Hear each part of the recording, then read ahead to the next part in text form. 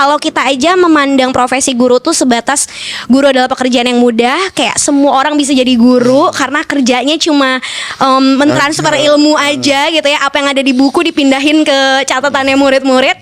Kalau pemandangan seperti itu masih ada, maka profesi guru pun juga akan selalu dipandang sebagai profesi nggak prestigious gitu. Tapi aku juga sepakat bahwa supaya kita bisa nyampe ke sana perlu ada kerja barengan dari pemerintah terkait kesejahteraan, peningkatan kompetensi itu tadi gitu ya. Dan itu perlu jadi prioritas. Benar. Bukan kayak bilangnya pendidikan penting, guru harus sejahtera, tapi nyatanya dalam kebijakan belum jadi top priority. PR-nya banyak sih, Jer. PR-nya banyak. Karena kalau guru masih mikir besok bisa makan atau enggak, gimana dia mau mikirin ngajar dengan baik gitu, ya kan?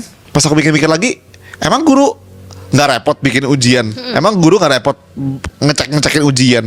Kalau guru apa ya? Maksudnya kita aja masih sering hitung-hitungan itu kan. Ini kayak gue, misalnya kayak misalnya gue harus lembur, mana gajinya, mana gaji tambahannya kan, gitu kan?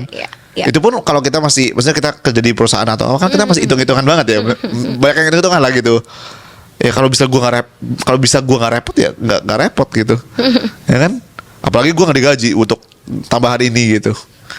Nah itu juga yang bikin kenapa pada akhirnya guru-guru itu ketika ngajar mereka cenderung ya, jadi ini nggak menggeneralisasi semuanya, tapi cenderung mengandalkan hanya apa yang ada di textbook, buku teks. Jadi mereka cenderung kayak oke, karena saya cuma dalam tanda kutip dibayarnya segini, jadi ya udah saya nggak mau cari repot gitu. Ya walaupun pasti tetap ada ya guru-guru yang walaupun misalnya bayarannya belum setimpal, tapi mereka tetap going the extra mile. Kenapa aku bilang kayak gini? Karena banyak juga di konten-kontenku yang misalnya nih sebelum aku ngajarin tentang sejarah gitu ya, walaupun masih anak-anak SD, aku tuh bener-bener yang kayak riset. Ini tuh sejarah yang bener atau enggak nih, atau udah ada perubahan gitu ya. Karena sejarah itu kan tergantung pemerintahnya siapa gitu kan. Terus misalnya ini yang aku ceritain ke kamu juga, Jer, misalnya tentang kayak perkalian atau apapun itu gitu. Aku perlu mempelajari sesuatu dulu, aku perlu menguasai secara konten. Ini kalau di dalam pendidikan ada namanya pedagogi gitu ya. Pedagogi.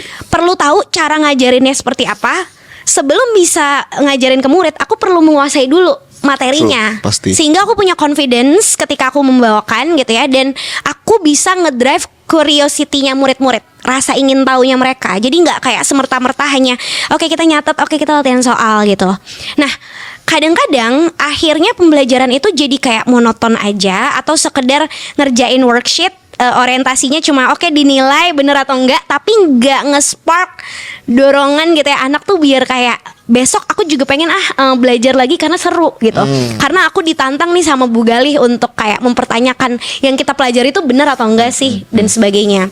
Nah, ketika guru masih terbatas dengan hal yang tadi ya, mereka akhirnya juga nggak ada keinginan untuk mempertanyakan materi-materi pelajaran itu gitu.